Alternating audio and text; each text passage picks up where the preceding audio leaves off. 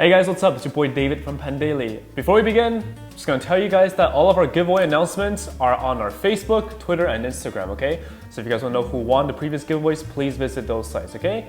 Alright, so on to the topic of today's review, the Nova 5 Pro. This is a very, for lack of a better way to describe it, this is a very strange device. I'm not sure why it's, but I'll get to it in a second, okay? I'll tell you guys why I think it's such a strange device, sitting at about 2,999 yuan. So beginning from the base model, you got 8 gigs of RAM, 128 gigs of storage. And for starters, I really like how thin this phone is and a good design. It has a good 6.39-inch Full HD display with 403 pixels per inch. It's pretty good pixel density, better than iPhone XR. But the notch itself, I don't really like it. Just putting that out there.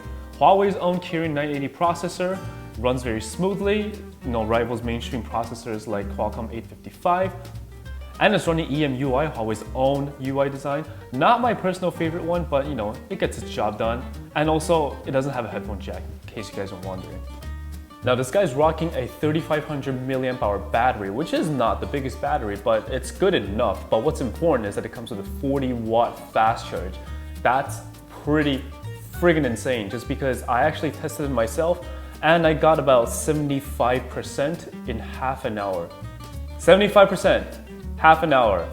That's the fastest I've seen from any manufacturer so far. The only concern I have is whether or not it'll explode, but besides that, it didn't heat up, it was quick. You pretty much had about 90% by 40 minutes. It's crazy. Okay, now let's talk about this camera system. The biggest upgrade from the Nova 4e to the 5 Pro is that they added a new macro lens over here. But what's different is that this is a very average camera experience I'm having here. It almost feels like they didn't even need it because it's just how bad the camera system really is. But let me explain myself. I feel like there definitely needs to be some improvement to this camera algorithm. Compared to the OnePlus 7, everything looks a lot brighter, like the brightness and contrast ratio.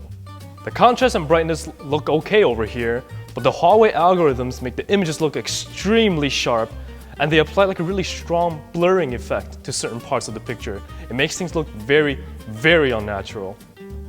Same thing can be seen here. Now you can't zoom in 48 megapixels, so when you zoom, you actually zoom in 12 megapixels. So therefore, things look like this. The colors generally look a lot more yellow on this phone, and the over-sharpening done to the images make pictures look very unnatural as well, so I'm not sure why they did that. And then here's night mode. Honestly, I don't really want to talk about this, but I feel like you guys should know. It's actually a little ridiculous seeing as it doesn't even compare to a regular mid-end phone. The processing speed for the imaging is very slow, and there's a strong blurring effect that they applied to make the details not show. So my guess is that the algorithms have been tuned to reduce noise, but to do that, they sacrifice the details and imaging speed because of it. So if you really care about camera quality, you'd probably be really disappointed by this phone. So here are some of the stranger things I've come to notice about this camera that I really didn't understand why they did it this way. For example, when you go into portrait mode, the highest resolution you can go up to is 12 megapixels. Hopping on to regular photo mode, when you open up 40 megapixels, you can't zoom. And then when you go into video mode, there's this strange delay. I'm not sure if you guys can tell, but my hand's faster than the actual camera movement. And also, when you open up the macro mode, which is impossible to find, it's a very average macro mode. I mean, at most, it's just average to awful. So yeah, when it comes to gaming, this guy can run all the graphic intensive games pretty well. It runs smoothly, didn't really have a problem with any of it.